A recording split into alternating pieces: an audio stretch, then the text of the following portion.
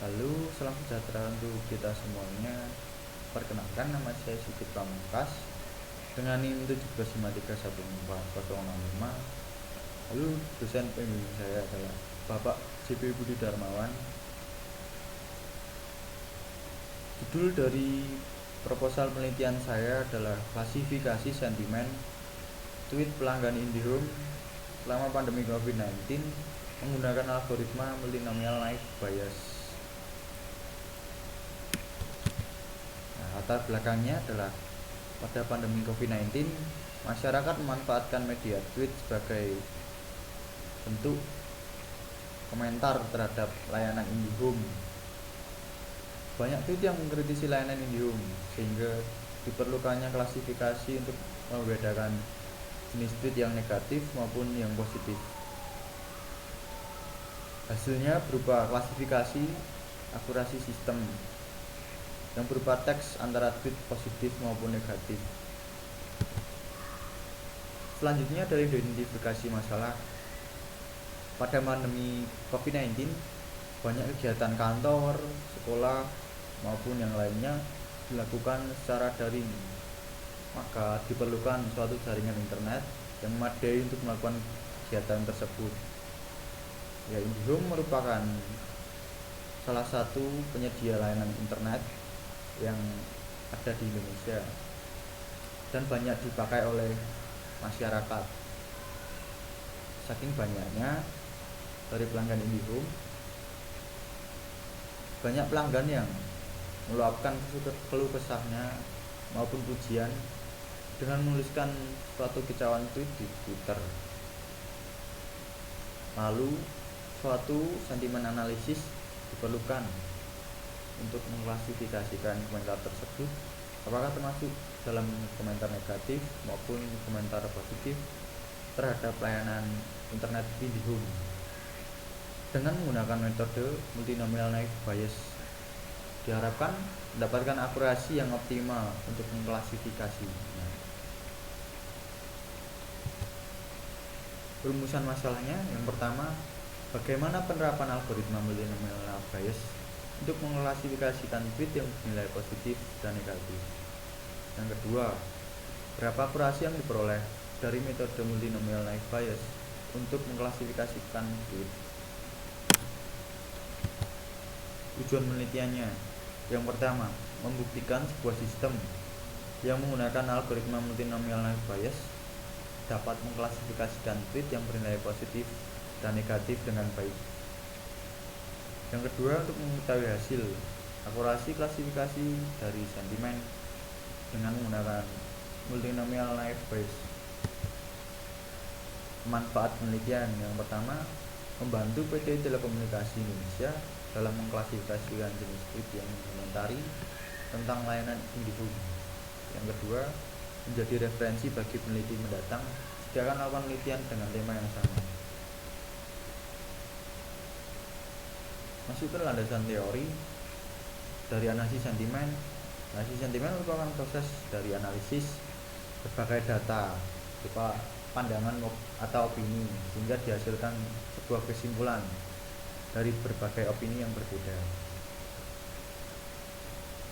Hasil dari analisis sentimen dapat berupa persentase dari sentimen positif, negatif maupun netral.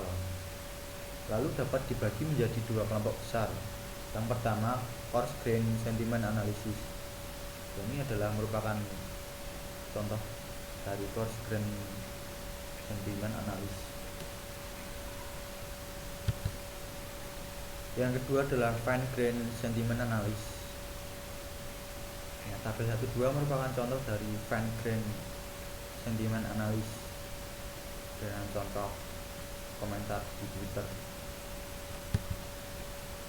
Selanjutnya adalah naive Bayes classifier. Algoritma klasifikasi ini merupakan algoritma yang digunakan untuk mencari nilai probabilitas yang tertinggi untuk klasifikasi data uji pada kategori yang paling tepat. Nah, ini adalah metodologi penelitian. Yang pertama adalah gambaran umum sistem. Yang pertama, pengumpulan data. Ini dari Twitter API. Yang kedua, pre-processing data. Kita pre-processingkan mulai dari tokenizing, cache folding, normalisasi, stemming, stopwatch removal. Lalu diperolehlah data testing, data training. Selanjutnya, kata kan dibobotan di pembobotan kata.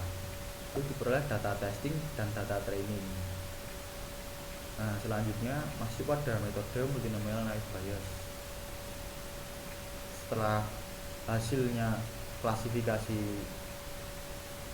didapat, maka akan dihitung akurasi sistem menggunakan confusion matrix. Nah, ini adalah proses pre-processing. Yang pertama tokenizing, yang kedua dashboarding, yang ketiga normalisasi, yang keempat stemming, dan yang terakhir stopwatch removal. Nah, ini adalah contoh tokenizing. Contohnya yang kata yang tidak cukupkah kalian menyiksa kami dengan koneksi yang buruk. Nah, ini setiap kalimat dipisah katanya dan menjadi beberapa token. Proses yang kedua adalah cache folding. Ini adalah contoh dari cache folding tabel 14. Nah, tidak menjadi tidak, T nya menjadi tidak kapital lagi, jadi huruf kecil. Jadi seluruh huruf besar menjadi huruf kecil. Lalu proses yang ketiga normalisasi. Tabel 15 merupakan contoh normalisasi dengan kata yang tidak baku, contohnya cukupkah, lalu menjadi kata yang baku cukup. Ya, proses yang keempat adalah stemming. Tabel 16 merupakan contoh dari stemming. Nah, ini ada normalisasi, tidak cukup itu.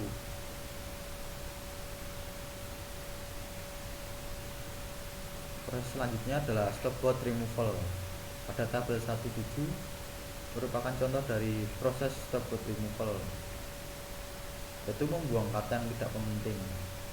Contohnya dari stemming tadi diperoleh menjadi stopwatch removal hanya kata fiksa, koneksi, buruk, perilaku, buruk, karyawan saja yang ada. Proses selanjutnya pembobotan TF-IDF.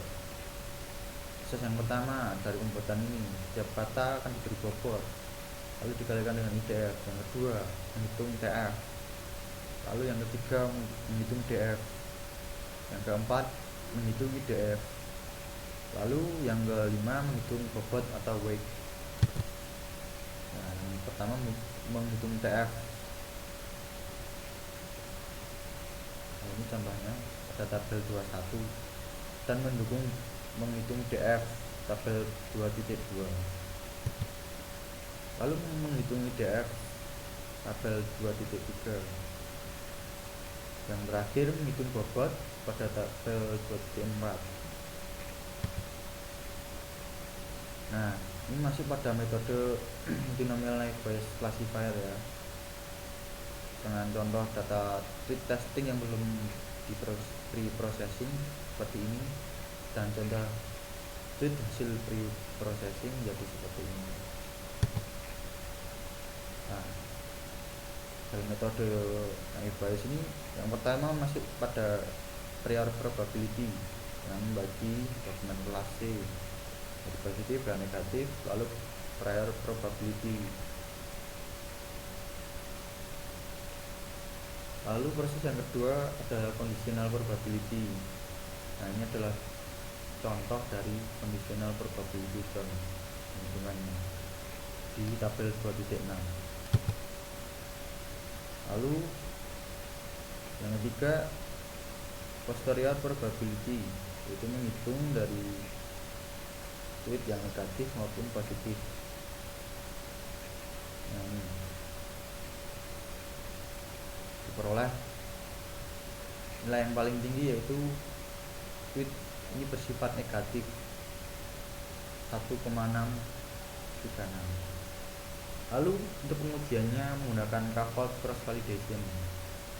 Nah, ini adalah contoh dari coupled cross validation. Data dibagi menjadi 10 atau hanya 10. Dengan contoh datanya adalah 100. Jadi dibagi menjadi 10 10 10 10. Lalu yang terakhir adalah perhitungan akurasi. Perhitungan akurasi merupakan hasil perbandingan dari prediksi sistem dengan label aktual dari setiap bit. Pengujian akurasi menggunakan confusion matrix yang digunakan untuk mengetahui persentase keakuratan sistem dalam mengklasifikasikan bit. Dan ini confusion matrixnya dengan rumus jumlah benar dibagi jumlah data dikalikan 100%.